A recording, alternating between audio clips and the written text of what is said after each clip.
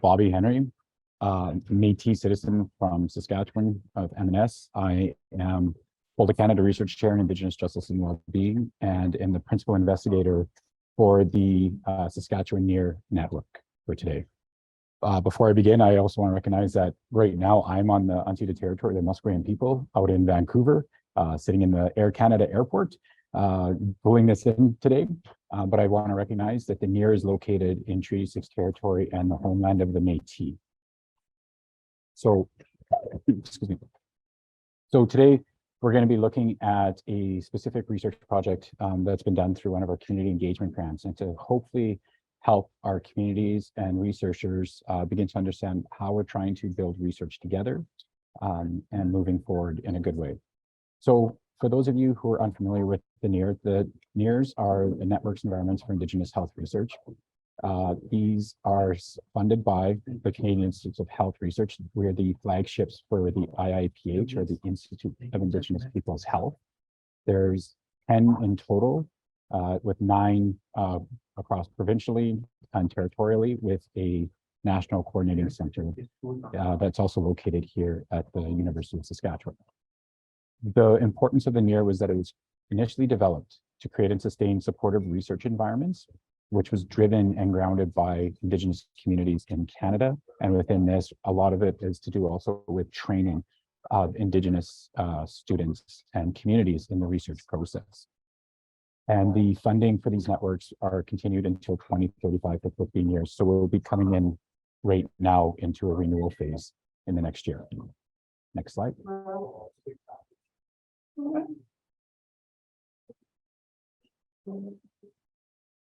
Do you have access? Yeah, sorry, the slides aren't very responsive, so it might be slow here. Oh, no worries. I can keep talking then. It's all good. So when I want to talk about this, I'm going to highlight the Saskatchewan NEIHR when the slide comes up here. So we actually have 2 networks, the Natawan, which is the First Nations stream, which works with FSIN and First Nations communities, and the Mamawikek Métis Research Training and Mentorship Networks. These 2 streams are trying to look at a distinctions-based approach. So rather than lumping all Indigenous experiences within the province of Saskatchewan as the same, we're taking a different approach which honors and recognizes the diversity of Indigenous experiences, knowledges, and communities within the province of Saskatchewan. Our network is made up of researchers, community organizations, community members, and graduate students across the 3 universities specifically. So University of Saskatchewan, University of Regina, and First Nations University. We also try and work closely with communities, developing programs of research with communities or priority research areas. So we can begin to help communities, or support communities is a better way to put this, in their own research initiatives and their own research goals. Within our network, we facilitate First Nations and Métis health research and training, and acknowledge that mobilization or knowledge translation needs to be grounded in the community and led by Métis and First Nations peoples themselves. So in doing that, what we're saying is that when we look at research, we can't just be academic writing anymore. We need to make it accessible if we want to actually see positive change within our communities. Our work is guided by these foundational beliefs that the importance of any research project with Indigenous peoples, First Nations, Métis, and Inuit, that it has to be situated and led by the community. So when we look at this, this is the language that we're looking at: co-design and co-developed research projects. That they shouldn't be researchers coming into the community telling the community this is how it needs to get done, that there needs to be conversations on how do we go about doing something, what are the best practices, and is the community have the capacity to carry out the research in of itself. The SK-NEIHR belongs to Métis and First Nations peoples in Saskatchewan, and that we're hoping that over the next 11 years moving forward, that we continue to grow the NEIHR network, strengthen the NEIHR network, and improve Indigenous health across the province of Saskatchewan, which will also lead nationally and internationally through different projects and partnerships that we're going to be building. We continue to rely on guidance of our community partners, elders, knowledge keepers, and other experts for this work moving forward. Within the within the NEIHR, we have our research leads here. So with myself, Dr. Caroline Tate, who was the founding nominated principal investigator, Dr. Leah Ferguson, Heather Folds, Dr. Holly Graham, Dr. Simon Lambert, Dr. Carrie LaValle from First Nations University, Dr. Stacy Lobo, who will be talking with you today from the University of Saskatchewan, Dr. Wendy Marks, Dr. Sarah Usman, Dr. Jolie Sasakamus, and Dr. Jared Spitovich. So it's this team that has really helped the NEIHR move forward and has really given a vision on where we would like to where we continuously want to see Indigenous health research growing and the partnerships in which we want to continue to build ethically within this province. So thank you. Okay, back over to me. So my name is Fleur McQueen Smith. I'm the manager of the Saskatchewan NEIHR. So I kind of oversee the day-to-day operations that the research leads lead us in. And I'm a settler. I'm originally from Treaty 7 territory, which is Calgary, but I've lived in Saskatchewan for 20 years now. And also on our call today, and who you'll meet off and on if you're involved with our network, is the rest of our staff. So Tammy Popova, who is Yakut from Northeast Russia. She's our research and administrative coordinator. Ken Lai, community research facilitator. Ken is Métis and Chinese in heritage. Susan Schachter, also a community research facilitator with us. She's Métis. And Corey Baumgartner, our communications and knowledge translation officer. He's a settler. If you've been following some of our social media lately, you've seen we've been much more active. That's a lot of the work of this team that you're seeing here, especially Corey. And in terms of the activities that the Saskatchewan NEIHR undertakes, we have a bunch of things that we do, but these are sort of our core activities. So research matchmaking. Our network is a research facilitation network. So we don't have big research projects that we do. We try and facilitate research projects between researchers and communities. So there's, finding funding opportunities and matching researchers up with community partners.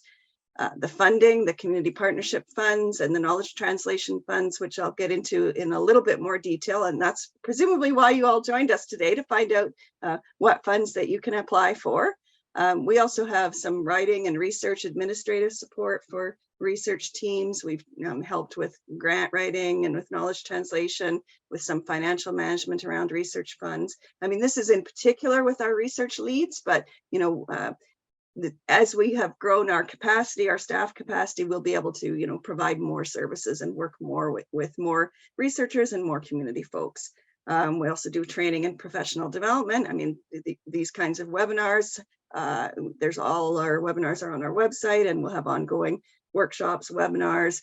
Later on, we'll talk a little bit more about our research engagement day that we're doing out at Wanuskewin, September 28th. That's a community research day to find out more in detail about projects that people are involved in.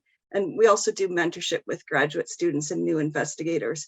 Some of you would be familiar with the Saskatchewan Indigenous Mentorship Network, which was funded previously. That sort of wrapped up in 2022 and folded into our Saskatchewan NEIHR network. So we're just getting figuring out a bit more how we're going to support graduate students and going forward. So you'll hear more about that from us as well. So now the main part of why you probably came today is to find out about what funds you can apply for. So the community partnership support funds, we've had these since we started in 2020. We've made some changes now, though. Before, we had calls out for specific times that people would apply for, and then we would put a peer review committee together and review them all at once. But we've changed these now so that they are now continuously available. So you can apply at any time. So whenever you feel like you're ready. The proposal itself is not very difficult to apply. You don't need resumes or CVs. You need a research proposal of 2 or 3 pages, a budget of up to 2 pages.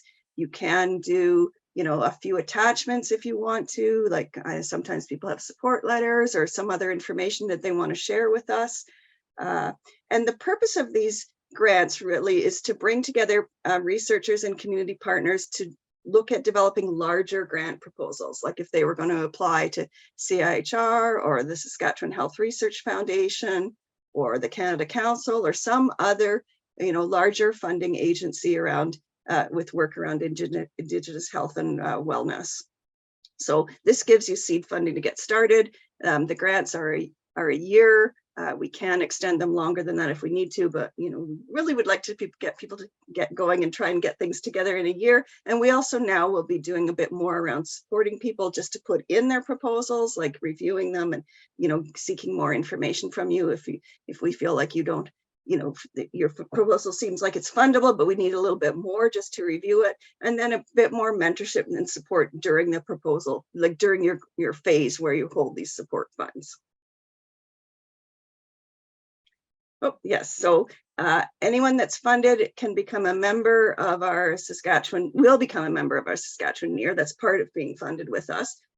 Although anyone that's interested really can become a member. We have a member database on our website, so you can go in and fill in your information there. But in particular, funded members, we would, people that we give funding to, then we will want them to come and present at our, research engagement day and be involved in some of our other activities. We have had at times questions about whether or not this funding is available for graduate or undergraduate students, but because it's meant for, putting forward a larger grant proposal, and grad students and undergrads aren't able to independently hold funds and submit grants to the tri-councils or other major funding agencies, this isn't designed for them.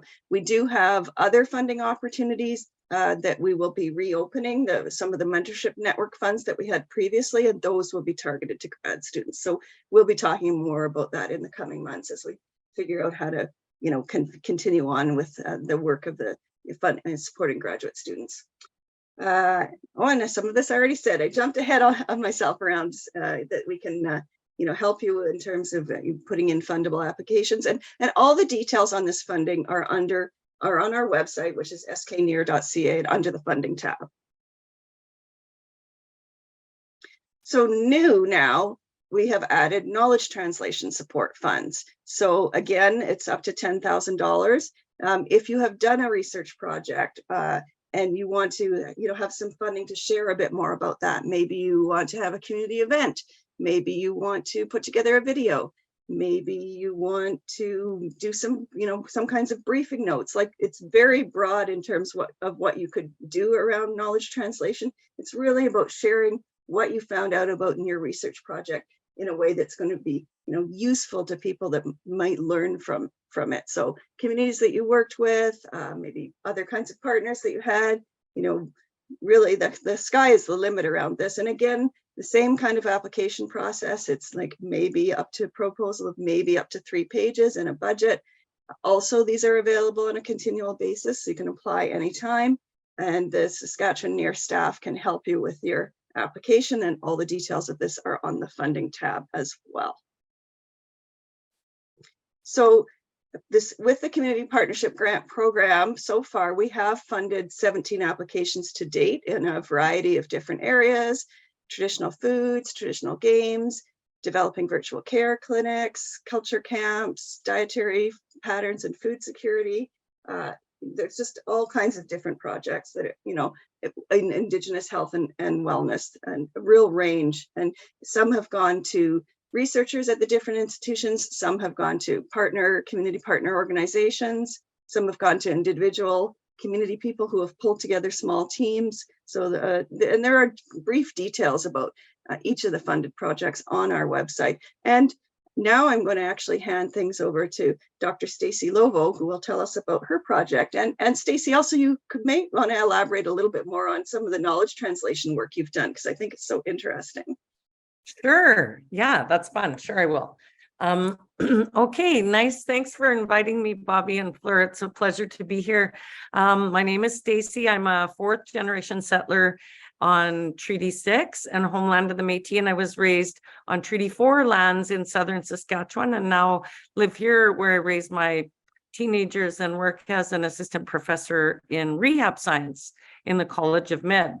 So part of my research is working closely with Indigenous community members, scholars, Métis Nation, Saskatchewan, and the Federation of Sovereign Indigenous Nations on an online interactive learning program called The Role of Practitioners in Indigenous Wellness. This is a an asynchronous course that people take and are facilitated by Indigenous social workers and health providers in the course. It's a 25-hour story-based course learning about the history of colonization in Canada and the impact of racism and how to create safer environments and culturally responsive environments. So we applied for and were successful for a community partnership grant because we had several years of the pilot of the course completed, and it was now time to return back to the Knowledge Keepers Council at FSIN, who had informed a ceremony-driven document known as the Cultural Responsiveness Framework, which our program was closely based and outlined on. So we had initially written this grant up to have 2 or 3 in-person gatherings with the elders in Saskatchewan to guide us on what new outcomes measures would look like to evaluate the learning of people that took the course once they got back into their clinical practice or healthcare administration. So lo and behold, COVID comes, and we learned a lot of things from the elders about the need to contribute to this information without putting their health at risk.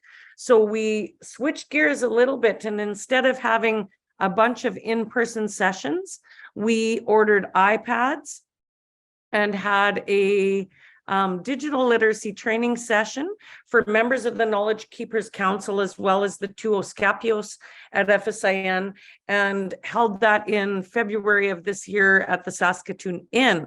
So this was a phenomenal day, so much fun. We had 8 elders join in person and 2 that couldn't join in person. So we sent them their iPads in the mail. And so the funding for the event, the funding from the partnership grant covered things like overnight stay and travel and honoraria for the elders, and a couple of the iPads, and then some other funding provided for some of the additional iPads. So it allowed this large group of elders to get together, and you can see some students in there. One of them, I see one of the students is Dylan Merrick from the NEIHR, and the other is my daughter Kylie, who is Métis. And so Dylan and Kylie and 2 other students had the incredible chance to sit with elders for the whole day and learn with and from them, teaching them about the iPads, but learning so much in exchange from them. The day started with a sharing circle and a really deep discussion about anti-racism and anti-oppression and what we really were there to do. So now we've been working at a distance with the elders online, practicing Zoom and texting, and hooked them up to Facebook and things so that they could communicate with their children and their grandchildren. And we're going forward now. This was a grant to prepare for another grant. So we use this information and this experience to prepare for a large $1 million Health Canada grant. And we're waiting to hear about that right now. The purpose of that grant will be to create a Knowledge Keepers Council, more administrative structure, so that they can oversee cultural responsiveness projects in a way that is directed by them. So this information goes back then to the program advisory committee, where Métis Nation also sits, as well as Indigenous scholars. And so this project funding was actually mostly used for relationship building all the way around with the Knowledge Keepers Council, and then back to the program advisory committee. So I think I reviewed what we used the budget for and the grant, and would just like to encourage you to ask questions at the end, or if you have other ideas and are wondering if they might work, we're happy to work with you to think of those ideas and plans. Is the next slide me, Fleur, or should I just give them a brief tidbit about the knowledge sharing products? No, go ahead and talk about knowledge sharing, because we're pretty much almost at the last slide. So okay, yeah, I'll be fast. So this started well before the knowledge sharing fund was open, but it would have been a really great opportunity for the knowledge sharing fund. I work in the other pillar of my research is working with Northern Indigenous communities to develop virtual care strategies to improve access to primary healthcare and rehabilitation healthcare. So we have worked with the community of Pelican Arrow since 2015 using remote presence robotics to care for back pain. And one of the things that the elders group of 8 that guide us told us right at the beginning was that there is no information available for them to learn about back pain and managing back pain in Cree. And so we worked with students for a year and a knowledge keeper in Pelican Narrows to develop a back pain manual sort of for preventing back pain. And she translated it into Cree, and we worked with some Indigenous students in the physical therapy program to develop that. And so subsequently, other communities that we've worked with, we have worked hard with the language experts and the elders in those communities. So the brochures have now been translated into TH and Y dialect Cree, as well as Dene, 2 Michif dialects, Northern and Heritage Michif. And just last week, we were excited to greet Melvina Red Eagle, who is a knowledge keeper from Dakota Whitecap, and they will now be translated into Dakota. And this summer, we're just about to launch recording of videos, 15-minute videos in each language to talk a bit more about the exercise and strengthening ways that you can take care of back pain. So that's more of a large knowledge translation project that came out of a northern rehab project that we had using virtual health. So just an example of how community can lead the knowledge products that they need and that come out of these projects. How's that, Fleur? That's great. That's perfect. Okay. So I did mention a little bit about our research engagement day. So this is our first in-person day. We obviously had wanted to do these previously, but we're stopped by COVID. But now that we are at the point where we are bringing people together, September 28th out at Saskatchewan Heritage Park. We're going to have people presenting on community partnership projects that they did, other research projects. We'll have, NEIHR researchers, graduate students, people that are supported and affiliated with the NEIHR presenting. And we want to welcome people to come and join us at that day. The registration information is on our website under the events tab. It's free. Parking is provided, lunch is provided. And when you register, we're trying to figure out if people actually would like a bus from the university so that it's easier to get there, since, it is a little ways out of town. So Bobby, is there anything that you want to share around Research Engagement Day? I'll hand it back over to you because you can moderate the Q&A. Thank you, Fleur. No, I think we just want to make sure that as many people can come out and enjoy the day and see the amazing work that's going on, not just by the researchers, but also the students in the communities and what's happening, and begin to learn from one another and how to build those networks and partnerships, because that's what that day is intended to be. So I just want to say, I hope to see you all on September 28th and looking forward to it.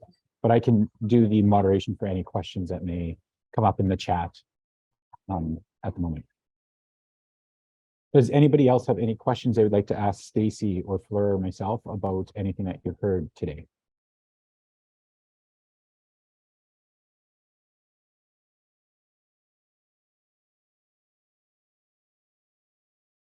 Very quiet group.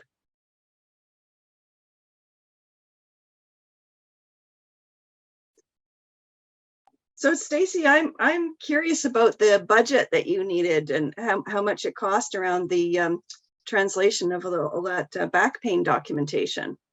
Yeah, so that's a great question, because now I will probably apply for a knowledge sharing one. It's growing, and we have more awesome that we have now got Dakota Whitecap interested, and we're still looking for a Soto language expert that might be interested. So you'll probably see an application, but the original document that was created, students did for a project in one of our classes, and I paid the knowledge keepers time out of my sort of professional funds. So we did that off the side of our desk. The next few translations we also did out off the side of my desk. And so now we have a $10,000 grant from SHRF, which was called the Align grant. And that will be used almost entirely for travel and per diem and hotel for the knowledge keepers and to come from La Loche, Pelican Narrows, and maybe one or two other northern communities to come and stay to do the videos with the students at the university. There's a nice one-touch studio at the university, which, by the way, if anyone wants to know about that and needs video stuff done, that is a phenomenal resource. So we don't have to pay for the video production, actually, Fleur, which is a lot of the money. Yeah, exactly. So the other piece of the money came for continuing ed and rehab science is going to edit and record some of the off-site projects. So the knowledge keepers in each location indicated what they wanted the video to look like. So for example, some Randy Moran, who's informing the Y Dialect Cree, wanted there to be some fishing and boating information. The Dene elder wanted some use of a net for fishing to be demonstrated. How should you use your back when you're doing those things? And so each community wanted it a little bit different. So continuing ed and rehab science is getting some of the funding to organize that. And then I have a student that actually worked with the elders in those pictures who is overseeing the direct communication with the elders.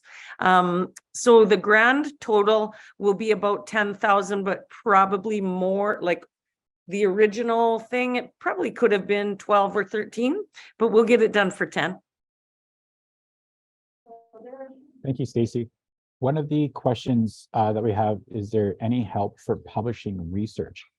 I can answer this one real quick. Yes, we can use some of these dollars with that, but a lot of the knowledge translation will also be that it has to be co-developed and co-written by your community partner as well. So it's not just the researcher getting it out there, but it's also the community being a part of that. And that should be clear when you are applying for these dollars for knowledge translation and mobilization, that if part of it is for open access so that communities can access this, because a lot of some journals, not all, have a paywall behind them now. And by paying for open access, it's open for communities to see. So the dollars can be used for that, but we are really trying to encourage unique community knowledge translation at the community level. But the dollars can be used in this way, as long as the community is also recognized as a co-owner and share of that knowledge within that academic piece that's going forward as a co-publisher within that.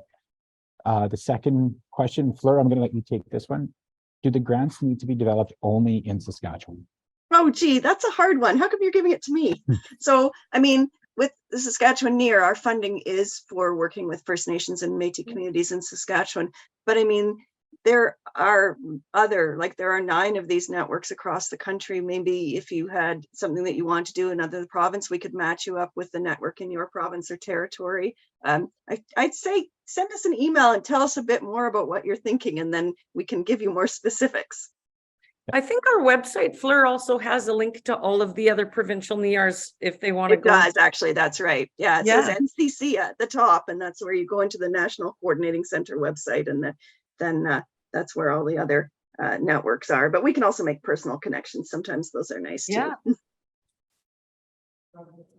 And another question here is, use the fund to pay for article processing fee or travel for attending conferences. Again, with our funds, a lot of it, we really want to make sure that the community is engaged in this pieces. I do see that we're probably going to get individuals saying, well, we're going to be going to NAISA, the Native American Indigenous Studies Association, to present our information. These funds would help to alleviate the cost for community to be attending those conferences from Saskatchewan, because some of these conferences do get quite expensive, and for researchers, community engaged researchers, it's never easy to ask community to pay for their own ways to go.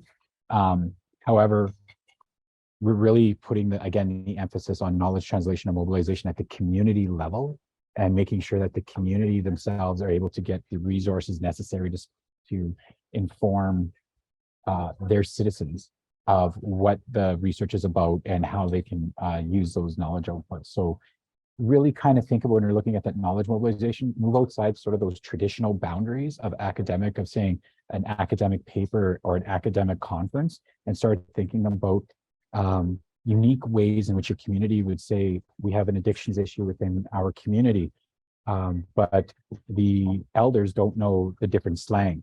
So how do you go about getting the elders to understand the different slang on there? Well, we have baking cards that we're going to do. Well, let's create baking cards that have some slang on there that they actually can have, they can do baking on it. And in that way, the old people can begin to understand what is this language going on in the community. So think outside the box. That's what we're trying to do with this idea of knowledge mobilization, translation to community, is let's move beyond the academic space. And let's really work at what the community needs, because those are the innovative processes that will really make community change at the community level. And then we can also look at the policy development later on within the papers and the presenting at those spaces. But really, that's sort of where the knowledge mobilization pieces are coming from. And then the community engagement grants are really to bring people together. So again, with Stacey's, what Stacey was talking about, you can use these community engaged grants to start looking at across the province on multiple issues and bringing people together to kind of talk about issues that we want to see things moving forward. It doesn't have to be just one community coming into Saskatoon or moving them to somewhere, but actually bringing multiple people in together who are experts, who the experts can also be outside the province, bringing them into the community. So really, we really hope that individuals, when they're writing these grants, that they're really taking a creative and innovative way to think about how do we go about doing community engaged research differently and better for our communities. Bobby, can I just mention something? Something you said really struck me.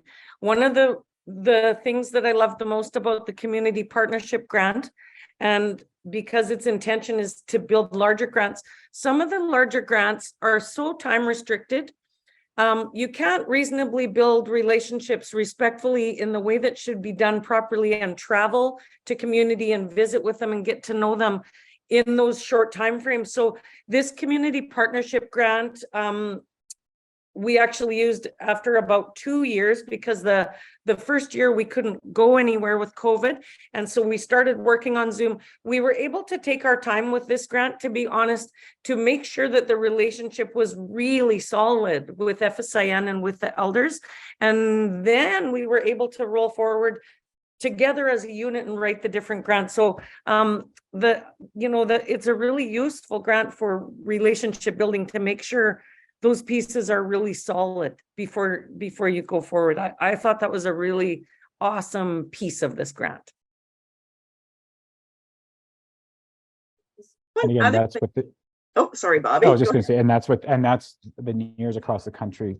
For those of you as well, they all have different focuses, or some of them have different content focuses. But again, they're really supposed to be community driven networks taking lead from the community. Just some may be focused on different areas of health, which is perfectly fine. But we will always, if you reach out to Saskatchewan NEIHR, we'll always do our best to make sure that we link you up to the proper NEIHR if you're in for territory wise, or even if there's a topical area.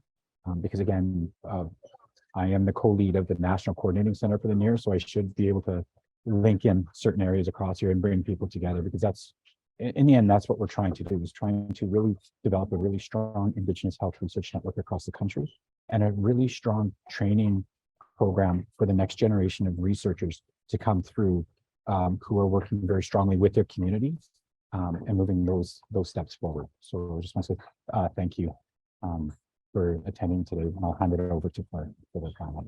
Yeah, I was just thinking it might also be interesting for people to hear a little bit about right now, our community research facilitators, Susan and Ken, are developing toolkits around readiness for research. Ken's is focused more around students and new investigators, getting them ready to do research with Indigenous communities in the province. And Susan's is more focused around working with communities around their readiness to be involved with research and working with researchers. I don't know if Ken or Susan, if either of you want to say anything about your toolkits. Like, we're still at the early stages of this. I think we'll be presenting more about them at our research engagement day, but if either of you wanted to share anything about them, that would certainly be great. Here's again. Oh, yeah. Yeah, it's for new researchers and students, just to help you get your background in place so that you're ready to go into communities. Be a series of questions and you answer yes or no. And from there, you can determine what you're lacking. And from that, we can help guide you to the necessary people and contacts you need to fulfill that end of your first step. And that's about it for me. Yeah, and apologize for our video. We're sitting over here in public Wi-Fi station 20 because of the USask power the network outage. Okay, thank you. Sure, I can share a little bit. Thanks, Fleur. So the starting point, what I'm doing as a starting point is just to look and see what already exists and to get some inspiration from other toolkits that are out there. So I've met with a couple of people, done a lot of research on different various toolkits and kind of prioritizing the ones that I think will be a fit for us. And looking at our own website, I think we already have some great tools on there. So pulling those together in the form of a toolkit. One of the things that I found really interesting with one website toolkit is helping communities to develop agreements for research. So I think that's a really important starting place, but I'll definitely want to hear from researchers and communities before we move forward with any next steps. Thanks, Fleur. I see there's a question around the toolkits, if they're based off of community readiness model, and someone's put a reference in there. I'm actually not familiar with that community readiness model, and I'm not sure if other folks are, but I feel like this is something we should look up. I will check that out. Thank you for sharing that. You have any other questions? And I mean, feel free to unmute and ask questions too. I mean, we've gotten people putting them in the chat, but you don't have to.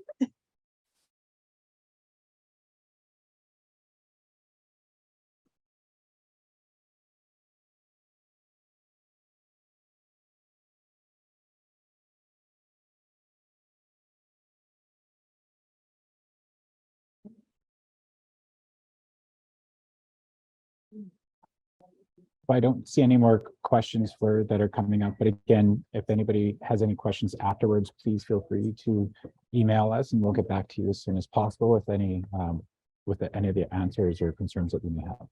So with that, I'm going to hand it over to you, Fleur, to close everything off. Yeah, I'll just thank everybody for coming today. And as you know, we were recording. We'll be putting this up on the funding page of our website when we kind of get it, formatted so that it can go up there. And also the University of Saskatchewan has to get their network services up because our website, we can't update it right now. I'm sure it'll be fixed soon, but we kept getting alerts all morning and other people on campus probably were as well. So it was a bit inauspicious start to our day, but we managed to get through this anyway. So thank you everybody for coming out. Definitely reach out to us at SK-NEIHR@usask.ca if you have any questions, want to bounce ideas off us, want a phone call, Zoom, want a meeting, want to have a coffee, think something might be fundable, but you're not sure. I mean, we really want to try to facilitate those conversations and like help people work through, putting together things that will be fundable under our community partnerships and our knowledge translation funds. And, really, it takes such a long while to develop community-based research. And so, we really want to be out there and supporting you in that, in our First Nations and Métis communities across the province and connecting you with people across the country. I guess the last thing I'll mention too, just coming up, is that last year we hosted the National Gathering of Graduate Students in June 2022 out at Whitecap Dakota First Nation, and we had about 150 people there.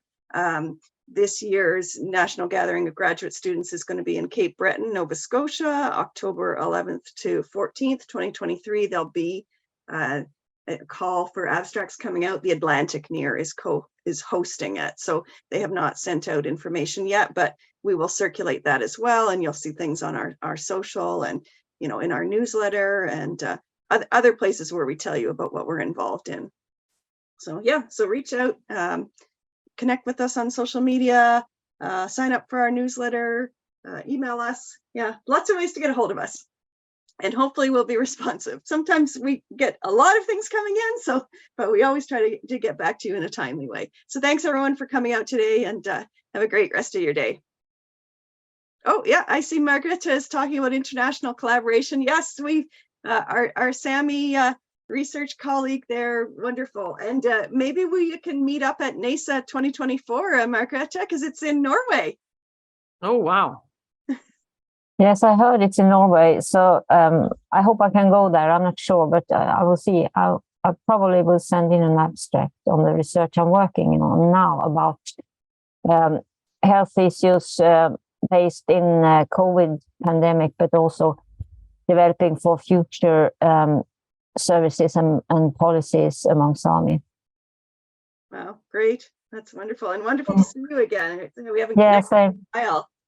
glad to see you. Yeah. Thanks for coming, folks.